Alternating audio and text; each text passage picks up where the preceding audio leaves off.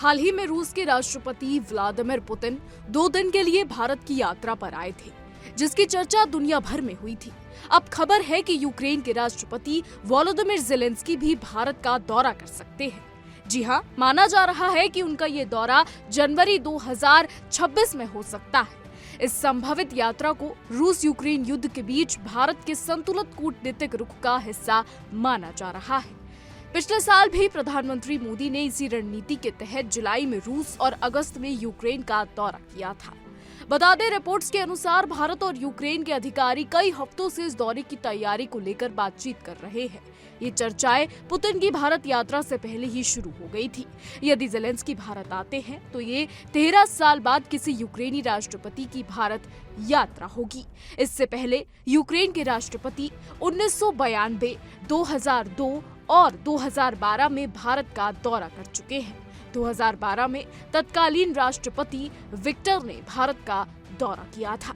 Reports में कहा गया है कि ज़ेलेंस्की की यात्रा कई अंतर्राष्ट्रीय और घरेलू परिस्थितियों पर निर्भर करेगी। इसमें अमेरिका के राष्ट्रपति ट्रंप की शांति योजना पर हो रही प्रगति और रूस यूक्रेन युद्ध के आगे के कदम शामिल हैं। इसके अलावा यूक्रेन में हाल ही में सामने आए बड़े भ्रष्टाचार मामले का असर भी इस दौरे की समय सीमा पर पड़ सकता है। बता दें, यूरोप और अमेरिका के बीच यूक्रेन मुद्दे पर बढ़ते मतभेद भी चर्चा का हिस्सा हो सकते हैं। फरवरी 2022 में रूस यूक्रेन युद्ध शुरू होने के बाद से भारत दोनों देशों के नेताओं के साथ संपर्क में रहा है। प्रधानमंत्री मोदी कम से कम 8 बार ज़ेलेंस्की से फोन पर बात कर चुके हैं और 4 बार उनसे आमने सामने मिल चुके हैं। भारत का हमेशा से कहना रहा है कि इस संघर्ष का समाधान बातचीत और कूटनीति से ही संभव है।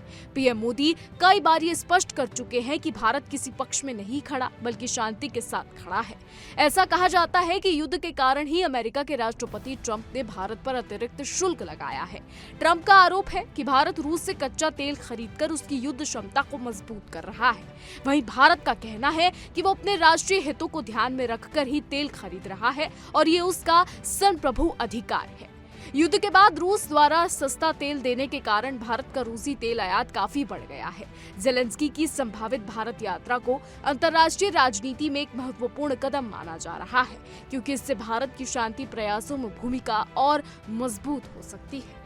हालांकि इस बीच देखने वाली बात यह है कि अभी हाल ही में राष्ट्रपति पुतिन भारत दौरे पर आए थे, जिस बीच भारत और रूस के बीच कई बड़ी मेगा डिफेंस डील हुई। रूस ने कई बड़े प्रस्ताव भारत को दिए, कैलिबर मिसाइल हो या फिर सबमरीन हो। कई बड़े प्रस्ताव रूस और भारत के बीच हुए और अब ऐसे में ठीक 1 महीने बाद ऐसी अटकलें लग रही हैं कि शायद अब 1 महीने बाद यूक्रेनी राष्ट्रपति ज़ेलेंस्की भारत आ सकते हैं। तो ऐसे में ये देखना काफी ज्यादा दिलचस्प हो जाता है कि जो 2 देश लड़ाई कर रहे हैं, यानी जिन 2 देशों के बीच में युद्ध हो रहा है, उनके राष्ट्रपतियों का एक के बाद एक भारत आना, ये भारत की मजबूती को दर्शाता है। ये दर्शाता है कि किस तरीके से भारत अपने विचारों पर खरा उतर रहा है, अपने विचारों को लेकर अडिग है। भारत ने हमेशा शांति का सपोर्ट किया है, यानी अगर हम देखें तो भारत ने कभी भी किसी का पक्ष नहीं लिया है, ना तो रूस का पक्ष लिया है और ना ही यूक्रेन का पक्ष लिया है। भारत ने हमेशा ये कहा है कि शांति से बैठकर चीजें सुलझाई जाती हैं, ना कि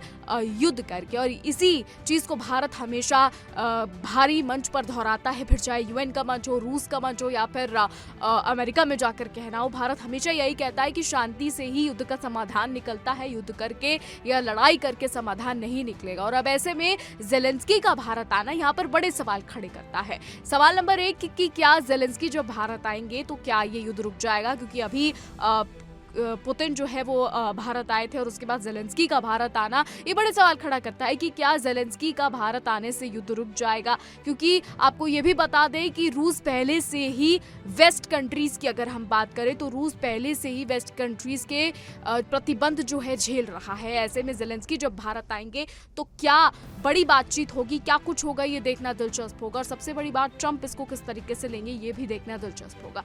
फिलहाल हमारी आज की रिपोर्ट में बस इतना ही। आपको क्या लगता है, आपकी क्या राय है, कमेंट के जरिए जरूर बताइएगा। और ऐसी देश और दुनिया की तमाम बड़ी खबरें जानने के लिए देखते रहिए इंडिया डेली का डिजिटल प्लेटफॉर्म।